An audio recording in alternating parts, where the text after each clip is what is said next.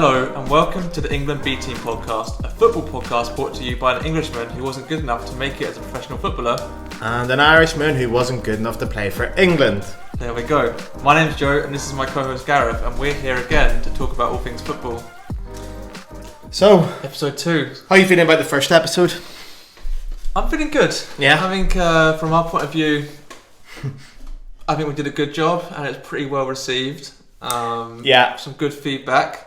Yeah, well, big shout out to anybody who listened to it. Genuinely flattered that anyone sat the whole way through, listening to the entire episode. Fair play to you. Genuinely flattered. I was delighted, to be honest. I also really enjoyed it. It was good fun. Like we said, we're doing this because we love talking about football. We do, yeah. And we're just doing it on camera and microphone now. And some people seem to enjoy that, so... Yeah, although this time on camera, we're definitely going to get this right. We're going to stop the camera and make sure we don't run out of tape. We're prepared for that this time. We're very prepared. Yeah, we really have. But, overall, I think it went really well. And excited to be here again.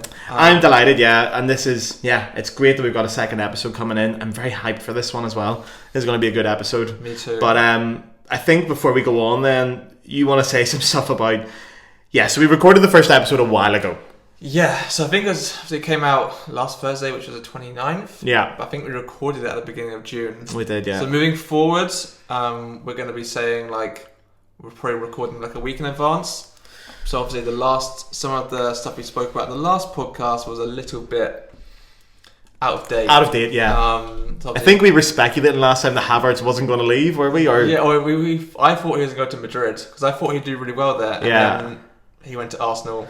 Yeah. Actually, since then, I don't know, about 10 players have left Chelsea. But we don't want to talk. We don't want to talk about that. Being Chelsea fans, it's been a tough couple of weeks. Yeah, I'm not going to talk about that snake either. No comment. Mason Mount has just left Chelsea today, but we're not going to talk about it in this podcast because I'm still very fragile from the whole thing. Snake. No, I love him. But on a serious note, thank you very much everyone for listening. Thank you very much for watching, especially to those in Austria. We need to get to this. You need to tell them why. We need to say a big Danke to the people in Austria. For some reason, I have no idea why, but we were the number one football podcast in Austria last week, which I cannot believe. It was genuinely class. So as a little tribute to the people in Austria, hello, what do they say? Grüß Gott. In Austria, we have our little duck here from Rapid Wien. That was a gift from Rapid Wien. So that's a little tribute to you guys. Please keep listening. Please. Both of you. Please keep listening. But also people in France. I think we're number 16 in France. Yeah, so I've got the figures here. 16 in France, 56 in Germany. UK wasn't as hot. 230. But I think the podcast scene in the UK, especially football, is probably a lot bigger. Yeah. But I'd take 230. To be totally honest, I'm happy with 230. Poco. Ambition. Yeah, exactly. So, we'll talk quickly about what's in the pipeline. What have we got planned for episodes? Because we've got a couple of special things coming up. So, I think, of course, moving forward, with us being Chelsea fans, and of course, Gareth especially being a Leverkusen fan, and me having a fairly invested interest in Leverkusen, there'll be some episode focus on that, but remains to be seen. Obviously, with the Premier League season approaching, I think some sort of Premier League season preview would definitely be really good. Other leagues as well, potentially. I'm still really interested in talking about our experiences in Germany with German football, etc. How about you? Anything you really want to... Well, obviously I want to touch on Leverkusen at some point. Of course. Because there's a big year coming up for them. Big signing today. Jonas Hoffmann just signed. So very good. Big season come up for Bayer Leverkusen. The best number 7 signed today. Yeah, definitely. I don't want to talk about this. I don't want to get on about me. No, we're not doing it. Anyway. Stay away. Yeah, we've got a lot of exciting things planned. Yeah. Today's topic is one quite close to my heart as well, so I'm quite looking forward to that one. But we've got a lot of things in the pipeline in general for our episodes. And of course, we're open to suggestions. Yes, please do let us know. Yep. We haven't quite got... Listeners and viewers, please. ...that much feedback yet. I've got some very positive feedback from some friends. I haven't got feedback from outside my friend circle as much yet. True. A little bit. I know there's viewers because I've got the numbers, but if you are watching this, send us a message. Fire us a message across. Let us know where you're from. If you're from Austria, please send me a message. We'll come do a podcast in Austria. Do you want to go to Austria next week? We're coming to Austria. Practice our German. So please fire us a message with anything, ideas you want us to discuss, game ideas, I don't know, anything controversial you want us to get stuck into. We're happy to do it here on the England B Team podcast. Great. Okay, today We want to talk about today's episode then? Yeah, We're ready to take fire it away, on in? Gareth. This is... Right.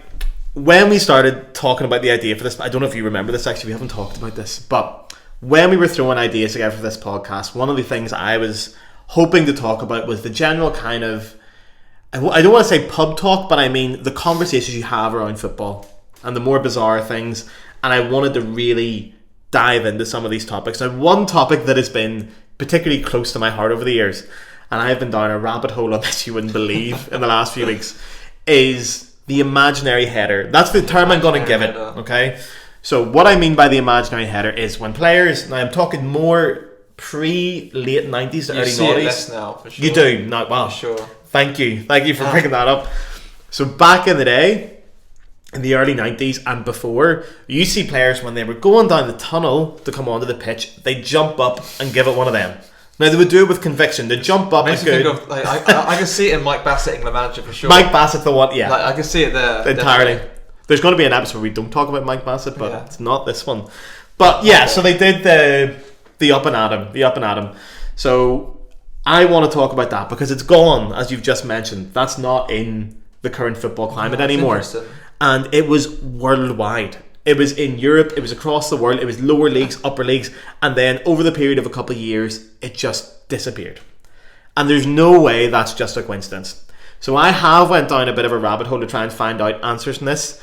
Believe it or not, Googling where do the imaginary headers go doesn't lead to many results. So I've had to develop my own theory on this. Now I've got 2 or 3 ideas behind where it's going to go. I'm going to pull on that thread through this podcast. Interesting. I haven't got an answer yet, so I'm hoping, Joe, you're going to sort of discover this with me. Maybe. And we might get to the bottom of this in the next 45 minutes. Please. Yeah. I'm sure you guys have something. I would love to hear from a footballer as well to know if they do it. Semi-professional, if you do the imaginary header, what level you do it to. It just stops at professional level. Yeah. So now Wrexham have been promoted, they'll stop it. That's it. Yeah, that's it. Game over. They don't do it now. No. I've watched the old Wrexham game. I'm looking out for it, by the way. You do know what I'm talking about then, you remember it? Yeah. The imaginary header. I know exactly what I mean. Would you have done one when you played? I've done it before. Especially when you're I can picture it in professional leagues, when the player's coming out of the tunnel. Yeah. But I think Sunday league level, I can remember myself just standing in a position waiting for kick-off and jumping up and heading. I hated heading the ball. Oh yeah, were you still do it. I was terrible at heading the ball, but I'd still do it. Do you close your eyes? I don't even know. I avoided it at all costs. Yeah, close your eyes and think of England. Well, yeah, I need to get to the bottom of this. I've pulled on a few threads. I've kept Joe in the loop about what I've been doing with this, and then he's got involved. We've went down a rabbit hole as well of superstitions in football, because I believe the two are linked. I think it's one of my theories. So the superstition aspect has came into it, and I'm going to talk about that a little bit as well. A few examples. And then later on we're going to get on some great examples on superstitions in football, which again, if you have any, you can submit across. So let's dive into this, okay? Let's dive into this. I've been dying to do this episode. Yeah, I'm going to go for this, and as I speak, I want you to... You need to keep me on track here, because I'm really... This is a rocky road I'm on here, guys. I've been up to 3 a.m. many nights researching this. This is very close to my heart, but I really haven't got an answer for you yet, so I need to be kept on path. Okay, so I've got a few theories, okay, that might have led to it, and I think they all coincide at one time. Number 1 is going to be the introduction of children mascots. Now that's something we take for granted as being a long time. Research? Or? Yeah. Okay, interesting. Now obviously, when you have children mascots, you're holding their hand, you can't go leaping 4 feet into the air. True. You take a wee lad with you. So you have to be careful of that. Now, that was a theory I had, and the more I went down that rabbit hole, the more I got there. I was picturing that. Now, when do you remember children mascots appearing on the scene? I remember it, but I think there was less. Now it's every player has one, which of course is nice for the children, but sad for the imaginary headers. Did you ever do it? No, I don't think so. No, it would have struck me as a kind that would have done it. Yeah, I can't remember. I think I applied, but no, I don't remember doing it. But yeah, that's definitely one reason. So when you were watching football as a kid, you remember the mascots being a part of that? Yeah. Okay. Right, thank you then. You're feeding into my theory here as well. Okay, that's what I need. Okay, so the mascot's going to be the first one. I'm going to talk briefly about that now, because my theory is that the imaginary headers started to go out early 2000s. That's when we started to see the end of the imaginary header. And this supports my theory. I don't know if I'm looking for this link or not, but the mascots started appearing properly in the 2002 World Cup. That's when the first concentrated campaign of children mascots came into football. And at that time, it was actually only one child per team, and they wore a t-shirt saying "Say Yes." That was their whole campaign. And now I'm sure it's like every player has, especially the home team, has a mascot each. So that's that. Yeah, this is my thing about it. So I can't finding footage on this is hard. Okay, I wanted to check in the 2002 World Cup, was it just the lad carrying the mascot out that didn't do the imaginary header, and a few of the other lads were getting that, but it's hard to. Yeah, it filtered out around that time. But mascots, 2002 they started. Now that's actually an interesting subject in itself because it rocketed, the mascot thing. Yeah. People just started getting them everywhere. One of the weird benefits of having mascots is players wouldn't get things thrown at them from opposite fans. If you have kids with you, you can't throw 50p's at kids. You'd like to think so, for sure. Yeah. Coming from UK, yeah. We won't mention any fan bases, but I'm sure there's some who would still adorn. Sorry. Yeah, so I'm trying to follow this. Yeah, but there are some fan bases that might throw a 50p at a child. We're not one to judge here at the England B Team podcast. But that was one of the benefits of that. On a side note, mascots. Do you know how much it costs to be a mascot, or if it costs? So the family to be a mascot? Yeah, to be a child mascot at a match. Again, I would have thought you might have known someone that's done this. I guess like £300. Well, at Chelsea it's free. Oh, really? Yeah, it's free for a lot of the big clubs. Interesting. One of the most expensive ones at the last time I read this was Everton. It's 718 quid. Now that does get you 2 VIP tickets to the game you're going. Okay. And you get your kit included with that, a full kids kit. Okay. But still, that's 718 pretty quid. steep, especially to watch Everton. Yeah. Again, no offence. Yeah, but they should be paying us to what? Yeah. So. Well, that is steep. Yeah. Yeah. Now, I'm talking about child mascots here. I'm not talking about mascots as in the goat at FC Cologne or Gunnosaurus or Stanford the lion, or what do you call his wife? Bridget. Stanford Bridget. Obviously, yeah. We're talking about the children mascots. Okay, so that's one theory I have about the disappearance of the imaginary header. My other theory is going to be it's going down the sports psychology, sports science route. Okay, now you will have to bear with me in this because I really am working this out as we go along. Okay. But the sports psychology route is going to be partly that I think it was maybe a nervous behaviour. Okay? It was a way of getting out excess energy as you went up to the pitch. You were busting with energy, you went out, you went for it. Do you remember what you were like going onto the pitch? Would you have been a runner? Would you have been a... Would you remember when you played football, if you did run onto the pitch? I feel like I would have run and maybe jogged up and down a bit, done some stretches. Yeah. Especially some stretch getting low. This is directly on the pitch for the game, yeah. Yeah. Because that's not as common either.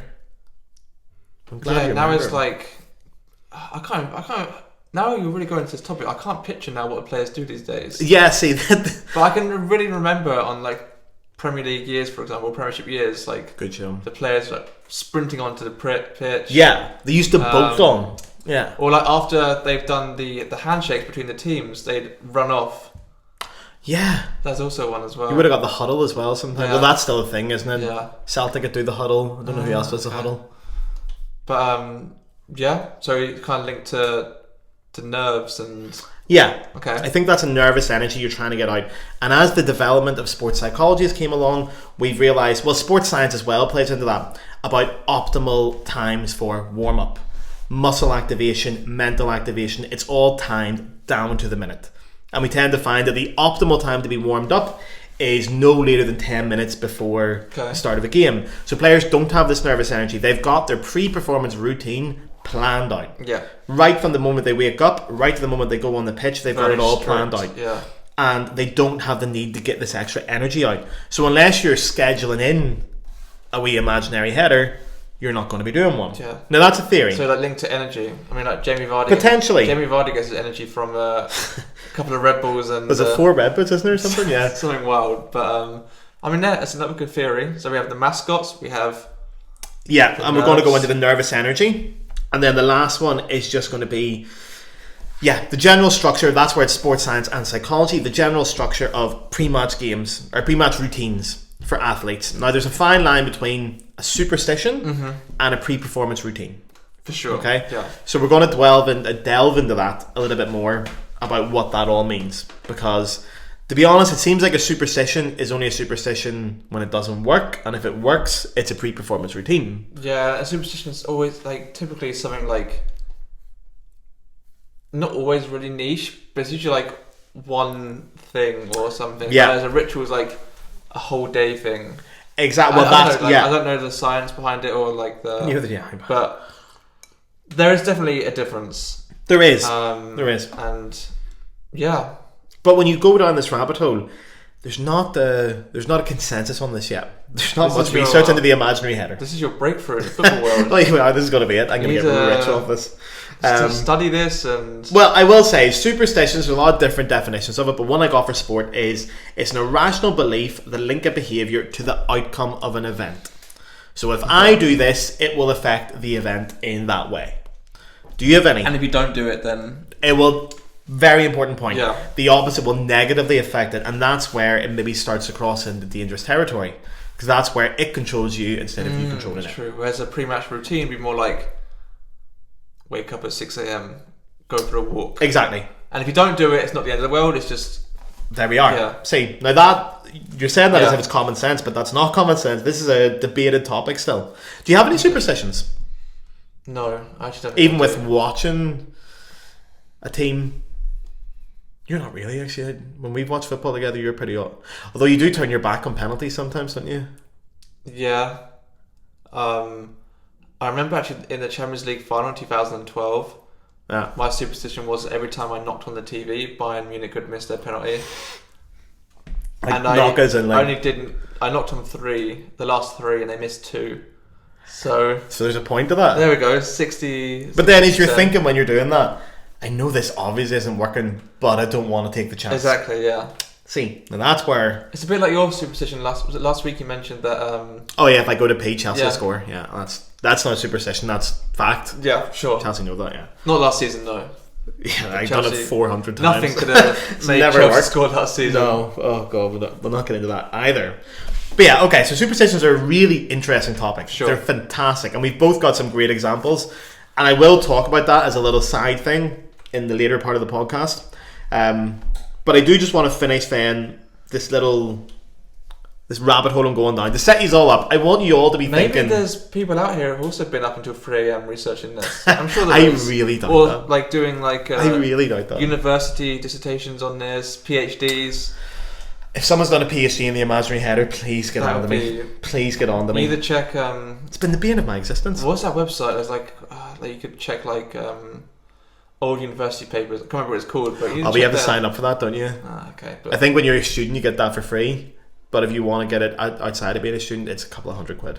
Okay. And like I really want to get to the bottom of this, but I'm not that committed. No. But I'll ask on Twitter, TikTok, etc. Like, what does everyone else think on this? Yeah, you're a good man for that. To be fair, Joe's a good man for the Twitter and the little plug here. If you don't follow this man on Twitter, get on it. I don't do Twitter. And the podcast, of course, England B Team Pod. No. It's Joe. I don't do the podcast. Or I do the podcast, I don't do the Twitter. That's a man for it.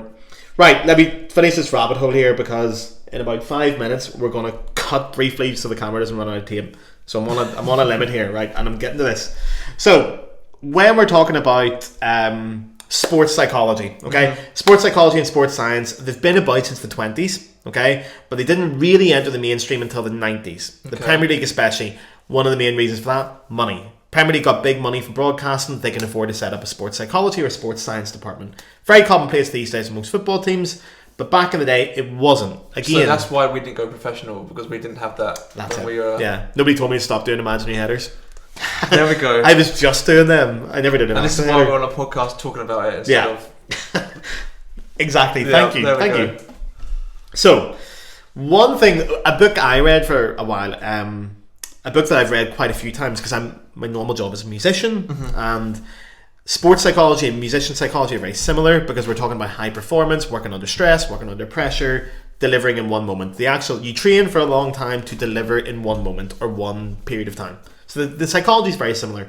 One book I read is a thing called The Inner Game. actually the inner game of tennis by a guy called Timothy Galway. It was written in 1974, and basically his whole concept of it is, in all high-end performance, sport included, there's two games. There's the outer game, i.e. the game you're playing, the physical game, and the inner game of the mental battle Fighting against yourself. Yeah. And the two extremes of that are choking and being in the zone.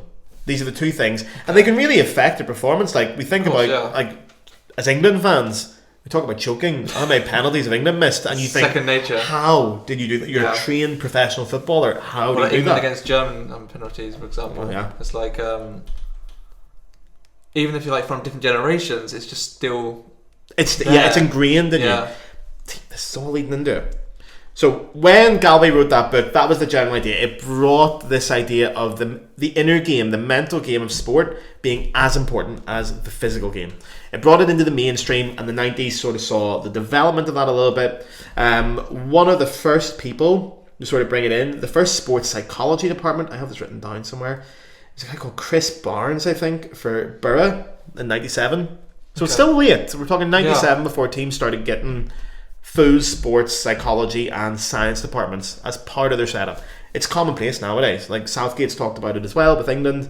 But yeah, so the inner game became a big thing, and that book led to it becoming more mainstream with sports psychology, and then it developed it. And it talks about superstitions, and then it becomes superstitions versus pre-performance routine and the difference. So superstitions, there's been a lot of research into superstitions, and believe it or not, they are positive. They work a lot of the time. They really do. Like, they've been shown to have boosting self-confidence. They do. Reducing anxiety. Mental benefits. Improving performance. Because essentially what it does is it lets you control the uncontrollable. So much of sport is uncontrollable. It lets you control the uncontrollable. Okay, so you feel like you're in control. It's the same reason why, okay, not directly, but the general idea, religious players. A lot of players will make sure that they cross themselves before they go out onto the pitch. That's also this kind of idea that if I cross myself, I'm putting the success or someone else has got my back. Okay, yeah. You know, God's got my back. I'm safe. I don't have to stress as much here. I'm covered. It's that kind of general idea. The problem is, as you said earlier, when superstitions go into the line of controlling us, they become unhealthy. And that's the problem. Like that example of Joe Cole. Did you get the Joe Cole one in your research? No, what was the Joe Cole Saw one? in an interview, Joe Cole never liked to touch a ball in the changing rooms, and apparently like Frank Lampard and John Terry used to kick balls at him before the games, and he used to run about the changing rooms trying not to get John Terry hit. also had loads of superstitions. So over 50. Okay, wow. Maybe that's something we'll touch on later. But, So anyway, just to sum this up then, I hope you are following this rabbit hole. I think so. It's really interesting. I'm going to go off I'm it. also learning a lot. I need to get off it in a minute, and then we're going to regroup and see where this is going to go next. But this is what do you call that in the scientific experiment? Your hypothesis. Yeah. This is the hypothesis of what happened to the imaginary header. So it's a mixture of mascots, sports psychology, and sports science being optimized at this point. That is very interesting. So we're going to stop talking about that for now. I'm going to stop talking about that. We're going to get cracking into some games because I know you guys enjoyed that. And then we're going to get into our examples of superstitions, some cracking ones as well. Some really good ones. And then we're going to do a conclusion. Yeah. And Joe's going to let's see what we can tie this all up for us. And let's see if Gareth's just wasted his time researching this or 100% have, yeah. No, 100% this is a really interesting topic. So, but yeah. Right. Okay. Let's get into some games. See you for the game. Here we go. Back to the career path Wikipedia challenge, whatever we want to call it. But yeah, really popular with you guys in the last pod. It was actually, yeah. My performance, as well as the game itself. I always enjoy doing these kind of things. Yeah, because you're good at it. But no, I think we have some good. We have 3 more each. Okay, how hard did you go? Did you make it harder for me? I made it a bit easier, I think. Hopefully not too easy. Yeah, I struggled with the Frank Club fun, to be honest. Yeah, it took longer than I thought. But yeah, I've made it harder for you because do you want to start? It was too easy. But so, who wants to go first? We want to make sure we want to read it out. Yeah, for the audio listeners before we guess. Yeah. Okay. Do you want me to give you your first one? Okay, let's go. Okay, I'll read it out and then you can see the list. Okay, so senior, don't shout out the answer before it's done. Let the listeners go. I know you've got it already. Do you have it already? Okay, don't say. Okay, teams. I'll not give you the years, just give you the teams. Okay, so we've got Aston Villa, Fulham on loan to Rangers. Rangers permanently. Southampton back on loan to Rangers, and then Rangers permanently. Stephen Davis. I thought that was a harder one. Yeah, it is Stephen Davis. Okay, the next two are harder. They are. Okay, that's not bad. That was tougher. Really? A little bit tougher. We'll give it away. But I think it's Southampton. Like, he was there for ages, and I can't think of many players that went from Southampton to Rangers. So I also remember him at Villa as well. But he was good at Villa. 4 stints at Rangers. I didn't know that. Yeah, that's interesting. He loves the Rangers. Out of curiosity, what kind of players could I give you that you think you'd struggle with? I don't want to go too old either, because I actually struggle more with like players from like the mid 2010s, etc. Yeah, I do as well. It just seems like a I think forgettable because I used to time. watch so much football went from like 2000 to 2010. That's my best era. Okay. Anything like after that, like for example, there's one earlier. It was Nigel de Jong. I didn't get it. Oh, that's a tough one. He played for Hamburg, didn't he? Yeah, first? and AC Milan, Man City. Played for Milan? Yeah, I think so. Yeah, see, I haven't got that. I struggled with that earlier, but yeah, this is a good one. Okay, wow. Yeah, I wonder if you guys got it as fast as me. But, yeah, well, you'll get this one quicker, right? Go ahead, give me mine. Do you want to read out the teams then? Okay. So, Manchester United on loan at Royal Antwerp FC. A lot of players were. On loan at Sunderland, then moved to West Bromwich Albion, and then moved to Leicester City. I have so Royal Antwerp, if I remember correctly, they were a feeder club for United, weren't they? Yes. There's a striker in my head that I'm thinking of, but it's not a striker. It's not. It's not a striker. Is this a tough one? Have I gone too difficult again? Is it Ravel Morrison? No. Is he still playing? He is still playing. He's still at Leicester City. It's Johnny Evans. It's Johnny Evans. Got that one. It Okay. is. Okay. Should get that quicker. He's Northern Ireland Countryman, captain. yeah, there we go. Okay, that wasn't too bad. Yeah, unfortunately relegated this season. It's cracking player. I heard Rio Ferdinand say on a podcast recently that like he was so good at United. They should never let him go. Yeah, he's a fantastic Yeah, player. he So he is won the really league at good. Leicester, didn't he? No, I think he joined after that. Oh, did he? I think it's Fuchs and Morgan and Hoof. Robert Huth, that's right, Yeah, I think he joined a bit after that. But yeah, he's a good player. Really he is, he's a baller. I saw him 2 weeks ago. I went home to a Northern Ireland game. Oh, really? Yeah. He's still playing for Northern Ireland? Oh, I'll never give up Northern Ireland, yeah. I went to, just quickly, I went to Northern Ireland versus Kazakhstan, and watching Northern Ireland get beat at home 1-0 in the last minute to Kazakhstan was a tough watch. So, yeah. Anyway. Arctic Monkeys cancelled on the day before as well. Don't even start me, yeah. Yeah, but we don't want to get Gareth going on. You really don't. Mason Mount, Arctic Monkey concerts. So we'll continue now. Right, with my you get your second I one. I think I have to remember. This is a tough one, I think. Okay, I'll give you the teams out first. Yeah. Okay, so we have Chelsea, Leicester on loan, Leicester City, Birmingham City, and then Thurmiston Town. How would you pronounce that? I have no idea. You played one game for them. They don't even have a hyperlink on Wikipedia. So is it Muzzy? Is it? Man, is it? It is. It's Muzzy. Is it? I really thought that was a hard one. I didn't know he played for Chelsea until I saw this. I kind of had a guess. I think I saw that he was in the youth team. I was trying to think of Leicester players. You were there for a long time. Really remember Muzzies. I don't know why. I think it's the name, isn't it? Yeah, it's a really it sticks out in your name. But, I had a sticker of him as well when he played for Ipswich and collected the stickers. That's why I remember him. But yeah, man, that's right. Well, yeah, whatever. Right, give me my second one. Okay, that was whatever. We'll keep going. So harder next time. Yeah, let's do the last one. Yeah, is the last one harder? I think so. Yeah, I can't remember. We'll find out. I thought the Muzzy Is It one was hard, but anyway. All right, you ready? Yeah, go for it. So Villarreal, Recreativo Huelva, actually the oldest team in Spain. Back to Villarreal, to Malaga, to Arsenal, back to Villarreal, and then to Al Sadd. I actually think I know this one purely because of the amount of times he played for Villarreal. And am I right in saying he had like this mad unveiling ceremony, went back to Villarreal after Arsenal? Is it Santi Cazorla? It is Santi Cazorla, yeah. Do you remember when he... that unveiling ceremony? Did he not have like... I could be totally making this up now, but I remember him coming out and it was like a big like glass tube and then all the smoke came out and then like a magician, he popped up. I do not remember that at all. Oh man. Right, hang on. I need to watch that. I need to watch that afterwards. But yeah, Santi I could be Cazorla, totally spot making on. that up. Most bizarre player unveiling ever. This is on mute, by the way. Oh, it's not on mute. Hang on. Yeah, do you not remember this?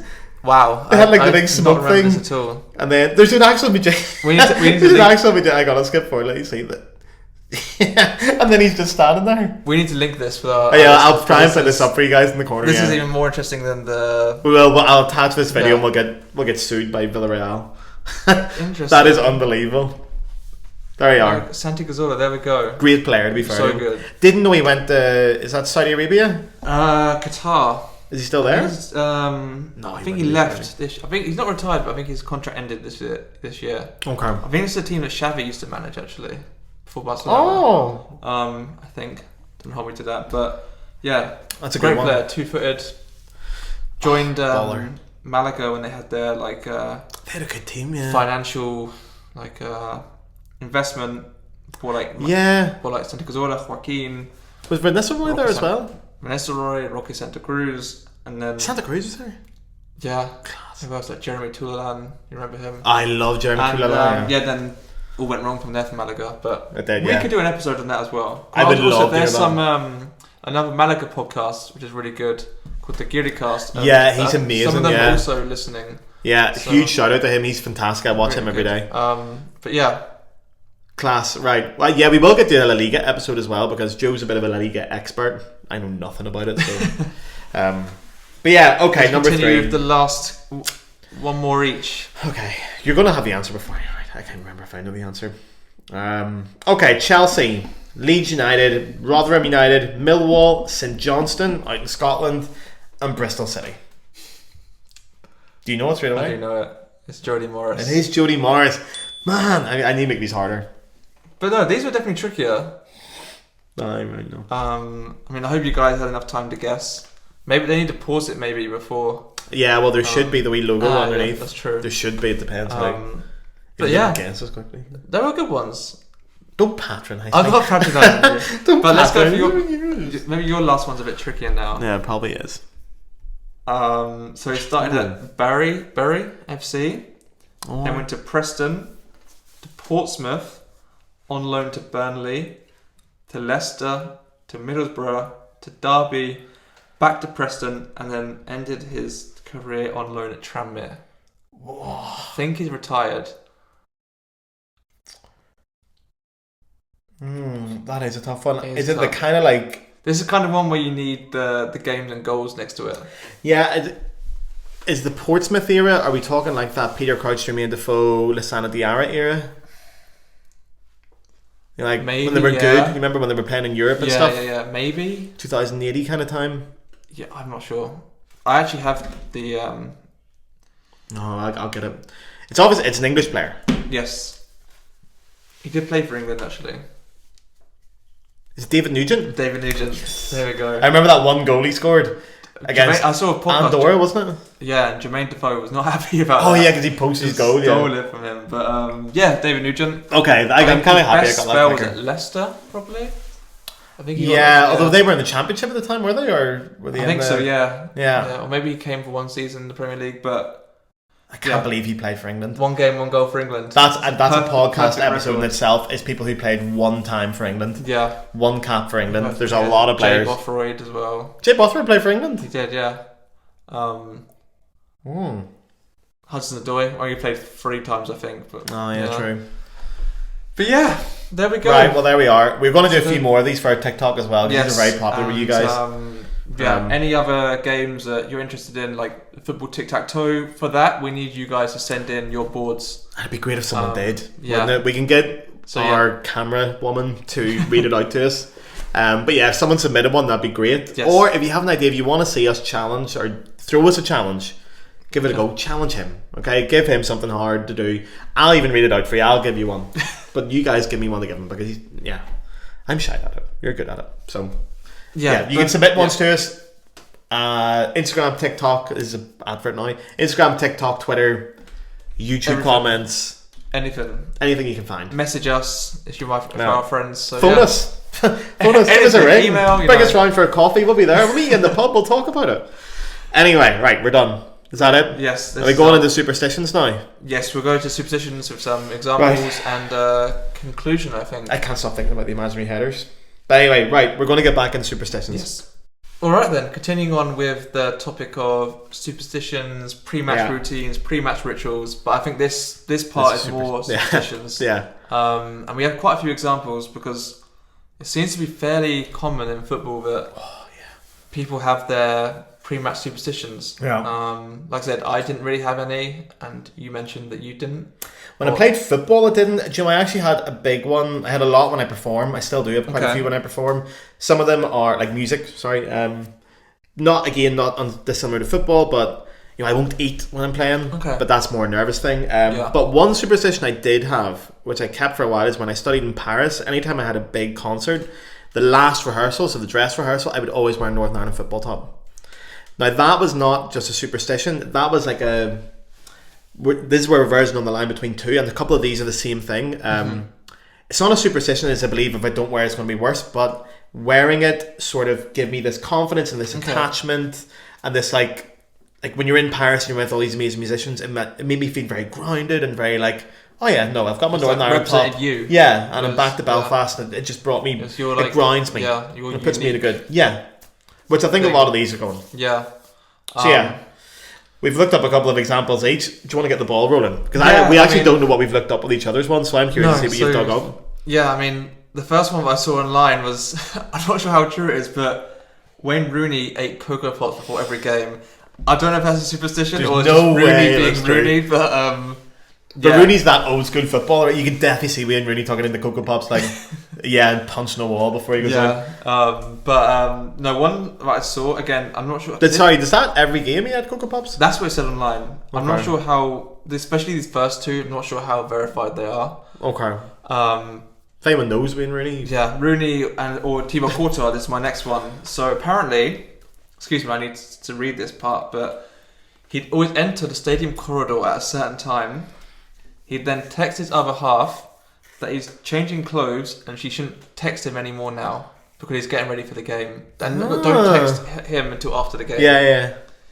He'd then go to the bathroom, send a picture to four of his friends back in Belgium of him on the toilet.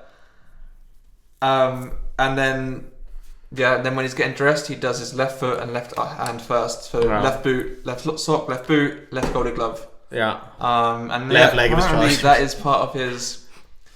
Is that a pre-match routine? Is that a superstition? Because that is very. That's a good one. Yeah. But here, was there not a? I don't want to get into scandal here, but what was Thibaut Courtois' wife? Was there not a? I don't think. Did she not have an affair? Was one of the Belgian lads had an affair with one of the other Belgian lads' wives? I don't know what they fell out over in the World Cup as well. But I remember Courtois, he left Chelsea because he wanted to be back in Madrid with his wife and daughter. Yeah, I'm not going to slander Thibaut Courtois on the episode, so ignore it. We can do Courtois at Chelsea right now, to be honest. But yeah. So how about you? That's a good one. What did you find? Well, I dug up a load of these. Right, Pierre van Hooijdonk. Do you remember him? Played for Celtic for a while. Yeah, it rings a bell. Very average player. Okay. Probably for this reason. Apparently, he had to have a curry before every game. But the one, John Terry, there's a lot of John Terry ones. John Terry was a very superstitious man. He had over 50 superstitions before games. And he was ruining Joe Cole's. He ruined Joe Cole's one as well. Yeah, the cheek on him. Great captain, obviously great player for Chelsea. As a bloke, I'm not so sure. But anyway, he I love this. He played the same Usher CD in his car on the way to every game. Now that's since that CD came out. I don't know which one it is. I'm assuming it's around the time of he played that in his car on the way to the stadium right up until the end of his career. Imagine his Spotify rewind. Man, Usher, that's a very bizarre one. The same shin pads for years, famously. I think I saw that one. Yeah. Lost them in the Nou Camp in the 2005 game. Do you remember that one where Jose got in a bit of trouble at half time and all? Yeah, Drogba got sent off. Yeah, so he had the kit man running around the Nou Camp checking all the seats to see if he could find it in case someone stole it. No fun. Didn't get them. Frank Lampard gave him an old set. But he also used the same urinal at every game. That became a bit of a theme, to be honest. I think I saw all the Chelsea players are doing that. So apparently because of him doing it, all the Chelsea players had their designated urinals then, and they all used their same one before the game. So that's two good ones. What have you got next?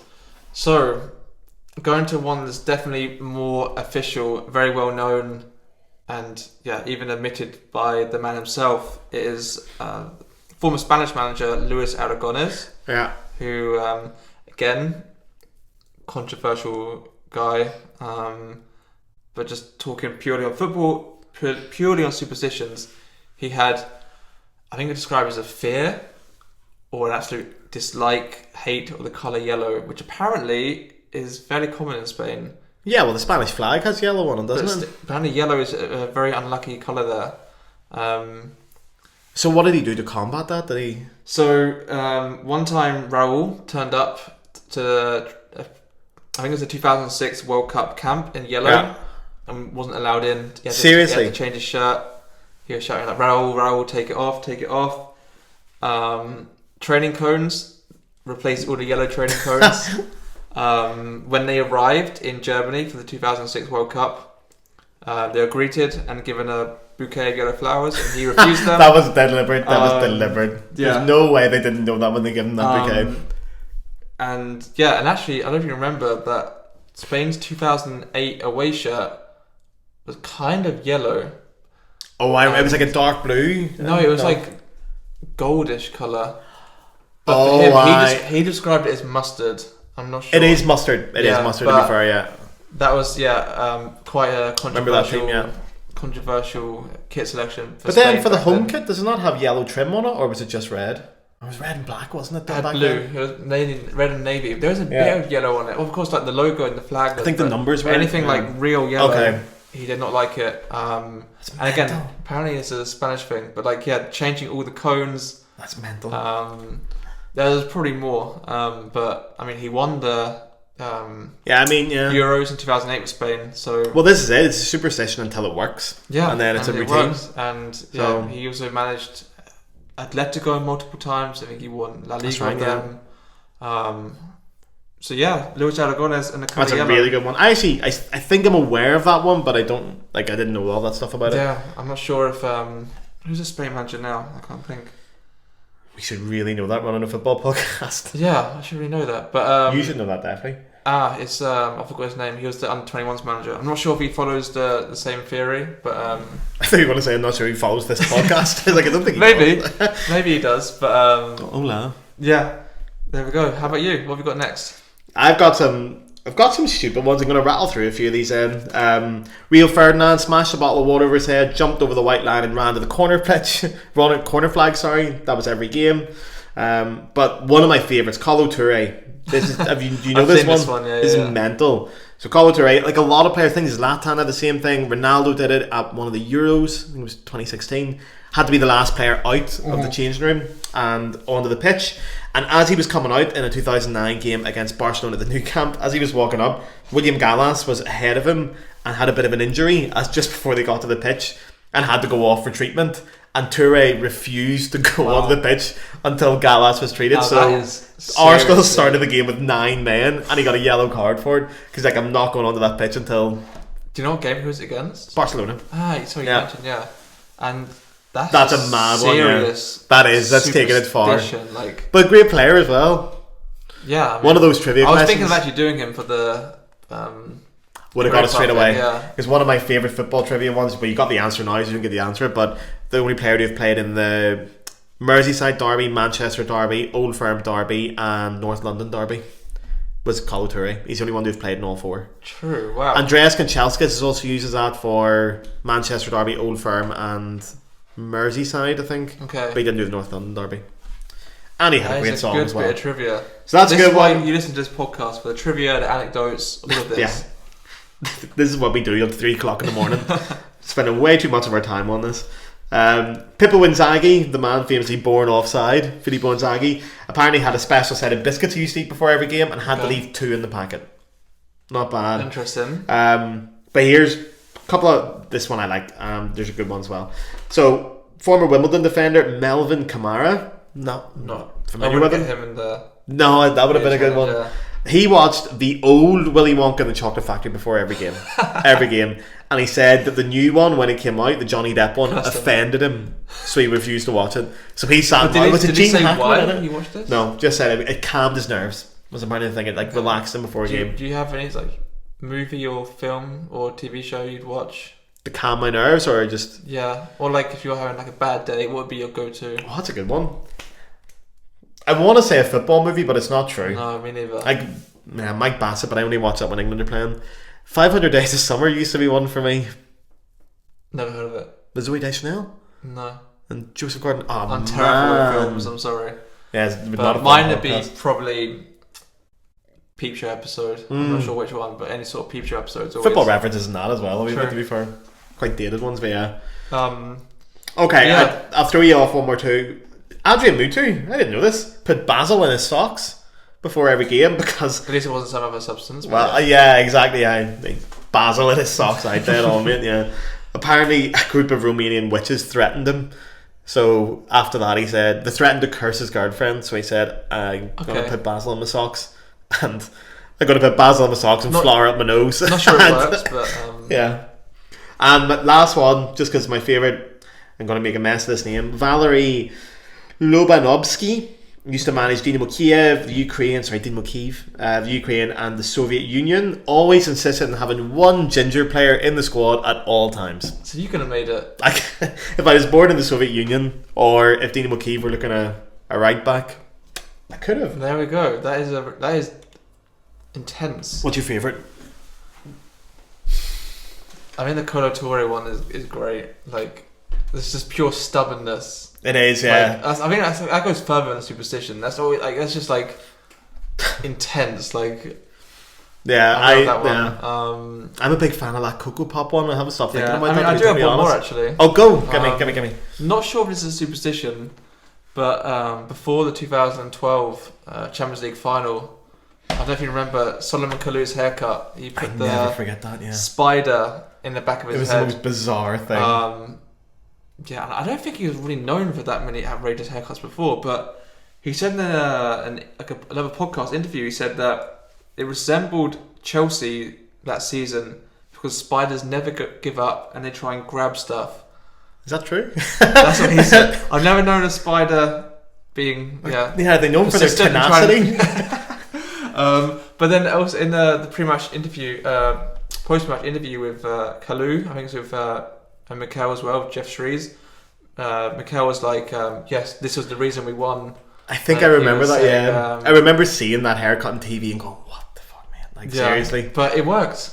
I know, but... I think it was my old Facebook cover photo for a while. It was like a picture of Drogba intensely looking at this spider haircut, but... It was bizarre, again, Solomon, if you want to come on the podcast, let us know. I feel like we could get Solomon Kalou on the podcast. I mean, he used to play for Hertha Berlin. That's so true, maybe actually, he's still hanging around in Germany.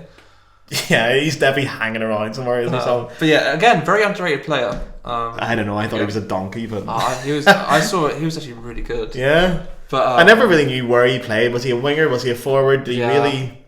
But it was a time we had so many kind good of wingers there. and forwards. You know, but yeah, for his haircut, the spider thing was cool, to be fair. Always love him. And he was I'm very not sure it's Superstition. That's more just like a coincidence. But hey, we'll take it. Yeah, we take it. We won. Right. Well, there we are. But well. We're going to bring us home now. Yeah, we're going to wrap up this pod. Have you been thinking about this imaginary header thing? Do you think the theories might lay into it, or more? I'm going to ask: do you think there's a hole in my theory somewhere? All these things happened at the late 90s, early 2000s. I think I need to look into it more to say there's a hole. What are you going to look for though? I need to know. I don't even know what to Google. Is it just a different type of players? Because you think about like, I don't know. For example, me in the 2000s. The football or the late 90s, it's changed so much. As in, like now it's like so many, even like the lower league Premier League teams, lower like in the league are so like skillful. Whereas back then, maybe you had like a Bolton team where it'd all be like big brutes who would be very traditional, very like and there's also more English players as well, which I think is more of an English thing. The headers, a lot of international players did it. Okay. I find this now. I get your point on that, but I think and I agree with that, but I do think that's also linked to the development of the game in general. Yeah. But I just think it's so weird that there was this accepted behaviour in world football that just petered out. Yeah. I'd say the mascot thing is definitely a good theory. Yeah, because you cannot leap up into the air with a wee lad. Yeah. You can't do that, yeah. And it's usually the players at the back who'd leap up. or towards the back. It usually was, yeah. Normally the ones that are and even just the general, like the power run out, that's not a thing anymore. Sprinting onto the pitch. You don't do that anymore. Actually, I saw last week back in Ireland, the Dublin hurling team, nobody's going to know what hurling is unless they're Irish, but the sport, the senior hurling team were really abused for this because they walked out onto the pitch. It's more traditional in the GAA to bolt out, really get your head down. Yeah. But now I will say, to support my theory a little bit more, Dublin would be the most wealthy of the counties and the teams, and they would invest more in sports science. So maybe they've realised we don't need to bolt down. Now, you wouldn't be doing an imaginary header in hurling because they don't head the ball, but maybe they've realised as well we don't need to bolt down, and they don't have mascots. So, and maybe I'm just finding information to suit my agenda. But hey, any information kind of adds to the theory. Yeah. Well, that's so. Yeah, I'm going to wrap it up. Then I'm going to say, did the imaginary headers? I think they stopped. Mascots coming in, number one. Sports psychology. Superstitions are being refined now to be an accepted part of the sport and also to be incorporated into your pre-performance routine, up to the point where they don't have a detrimental effect. So it could have been a superstition or a learned behaviour, or more importantly, that behaviour will be replaced. So the last 10 minutes before players go onto the pitch, they will have this all worked out. They will know when they're going to walk onto the pitch. They'll know what order they're going to do it. They know they're in the zone, especially, which is something that's been explored a lot more. Players get in the zone now. And the last thing is the nervous energy, because I think that's gone now. I got a few examples of different places where they've talked about optimal warm-ups. Obviously, a lot of teams have different opinions on this, but like a good example, which I've sort of found as being a thing, is arrive an hour before kickoff, stretching, get your kit on, doing a warm-up, a planned warm-up. You know exactly what you're going to do. Mental activation or preparation. So it gets more people in the zone. Exactly. So how you get in the zone could be a superstition. It could be visualization. It could be talking to yourself. It could be anything. It could be eating Coco Pops. I don't know. Whatever. And you get your pre-match food, and the nutrition and the warm-up is optimized to the minute. Okay, so I think at that point they realize that optimal preparation ends 10 minutes before, and then it's time to relax. So they don't go out with this nervous energy because they've got their routines planned. They know that they don't need to do that, and actually maybe doing that would be detrimental. They're calm when they go onto the pitch. So that's my theory. Now that is my theory. I'm going to leave it at that. I'm not going to pull on this string. Your opinion, your feedback. Please give me feedback on this. I need someone to get there could be some people out there who have researched this as intensely as Gareth has. Maybe not, but also maybe now we kind of, what's the term, like jogged your interest in this topic. Yeah, maybe you've not really thought about this before, but now hearing it, you're thinking, what happened to the pre-match headers? Yeah, the England B team are onto something here. Now I think this is my topic for research now for this evening. Yeah, and then maybe you'll also think the England B Team podcast is fantastic. Maybe I'll go and leave them 5-star reviews on all the major streaming platforms like Apple Podcasts, Spotify, and YouTube. And maybe you'll go and subscribe to us. Maybe you'll leave a few comments. That's a good pre-match routine, I think. Yeah, that's before you listen go out to the England B Team podcast, both episodes, and get ready. Yeah. So we're gonna. Do we have anything else we want to talk about? We've got a few minutes left here before we have to wrap up. Is there anything you want to say to the viewers? Is there anything? No, I want to again say thank you very much for listening. This is really good fun for us, but of course we're always happy to hear that. How are you feeling after this episode? This was like more of a learning episode for me. Like, but you look a lot more relaxed in this episode, I have to say. Yeah, I think we both are. Yeah, but I'm enjoying it. And looking forward to what's coming next. Again, let us know what sort of things you're interested in. Yeah. Anything to do with football, we will try our best to cover it. Yeah, we'll get into it. If you want to come on the podcast with us, we're always... If your name is Solomon Kalu and you want to come on the podcast. Yeah. Who's your dream guest for the podcast? If it goes really well, who would you like on? If I give you only one, obviously alive, you can't get Georgie Best. Drogba. Really? Yeah, because he's just because of your own personal attachment to him, or do you think he's a fascinating guy? Yeah, because of his charity work as well. Like, does he owns a football team as well now, doesn't he? I think is it Phoenix Rising? Yeah. He played for them, but I think he's a really good guy as well. Really, that'd be your number one? That's the first one that came to the top of my head. Who would be your non-footballing guest? Who would you like to get on to talk about football with, but they're not professionally linked to football? You answered this first one, I think. I didn't think of an answer. That's a bit of a problem. Who would I like to get on? Well, my football guest would definitely be Jose Mourinho.